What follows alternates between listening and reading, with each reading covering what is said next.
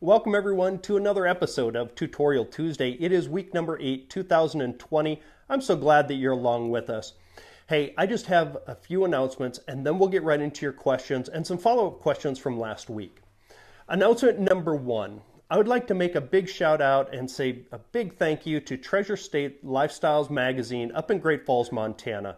I really appreciate being included in your art issue for March. Go ahead and swipe over, take a look at that.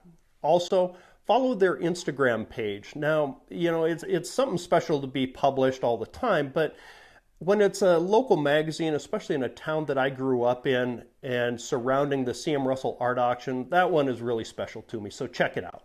Announcement number 2, just a reminder, I have that workshop out in South Dakota, September 4th through the 6th with Jen Zeller, aka the South Dakota Cowgirl. Swipe over, check it out. Let's get into your questions. Okay, first a follow-up question from last week. I'm asked, what is my favorite city in the world? And I wish I could answer that, but the truth is there are so many cities that I would love to visit. 3 off the top of my head. Down south, my friends down in South America, Rio would be one of those cities I'd love to visit. Europe, of course, the historical significance over there, along with the Middle East, Jerusalem and things like that. I mean, there's Egypt, oh my gosh. There's just so much history out there, and I would love to visit those cities and take some time photographing the historical features that they have. Thank you for asking. Okay, and this is a follow-up question that I've been needing to get to. Thank you for asking it. Do we have a family motto, spoken or unspoken? The answer to that is, the one thing that comes to mind over and over is we create our own luck by busting our ass. And I think if you ask any of our kids, as they've grown up in a family that's been self-employed, they would tell you the same thing. So thank you for asking.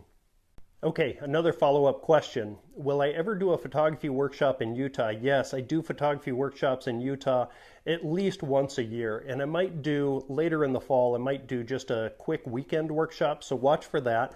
But this year's workshop is going to be down in Torrey at the end of June. Now that workshop is already full. It's going to be absolutely epic. So I apologize to those of you that weren't able to get on that list. But again, I have a photography workshop out in South Dakota with Jen Zeller, September 4th through the 6th.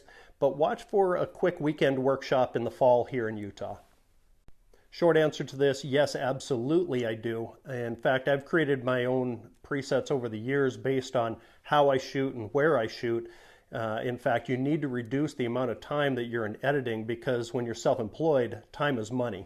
Hey, thanks for taking the time to share your compliment with me. I really appreciate that. And for everybody else, when I comment back on your comment, I want you to know that I really do appreciate that. So thank you. Tips for landscape photography. I'm not a landscape photographer, but I can tell you that one of those go-to lenses is going to be the 16 to 35. And when you use something like that, make sure you're putting something in the foreground. Well, everybody knows that you get the battery grip to make you look cool, makes your camera look really big. Nah, I get extra batteries and I just swap them out when I need to. There hasn't been a time that I've been SOL on batteries. Ah, yes, the comedy portion of Tutorial Tuesday. Thanks for asking, Gil. Yes, Bruce, we're going to get you up on a horse. Absolutely, we are for the workshop. Thank you very much for the offer. I will definitely take you up on that when we're down in Florida, because that's, man, that's a great state. We spent a great vacation down there in the Keys and Fort Lauderdale. Just absolutely beautiful. Thank you. Hey, thanks for this question. The answer to it is it depends. It depends on who I'm working for, the shoot that I'm on, and what I'm covering. So for example, when I'm covering a branding, no, I'm definitely not posing anybody. This picture that I posted today, now, take, for example, a branding. When I'm out there, I may group people together, but I'm not posing them. That's definitely go with the flow and look for lighting and composition. However, when I'm doing a headshot or family out on location, I will. Hey there, Courtney. Yeah, a few places. Number 1, check out Flern. Number 2, check out F-Stoppers. And number 3, check out Creative Live. All those guys have wonderful tutorials, and I would also add this. Now, you want to keep an open mind when it comes to editing because for most of us, this is going to be a blank canvas for you to create on. And while we develop our own set of skills that keep us going along the way to crank out portraits or landscapes or branding, so in practical terms, what does keeping an open mind mean? What it means is you may find something in a skin retouching tutorial that you transfer over and use in a branding styled image. I mean, I've done that for 10 plus years. And finally, if you're new to this, look for tutorials that fit in your wheelhouse. In other words, if you like photographing high school seniors, look for beauty retouching and things like that. Also look at family retouching or lifestyle editing. Great question. I love this. Thank you for asking. For me, this is going to be my 16 to 35 lens. I'm going to take that for a couple reasons. Number one being it's very compact, but it's very wide too.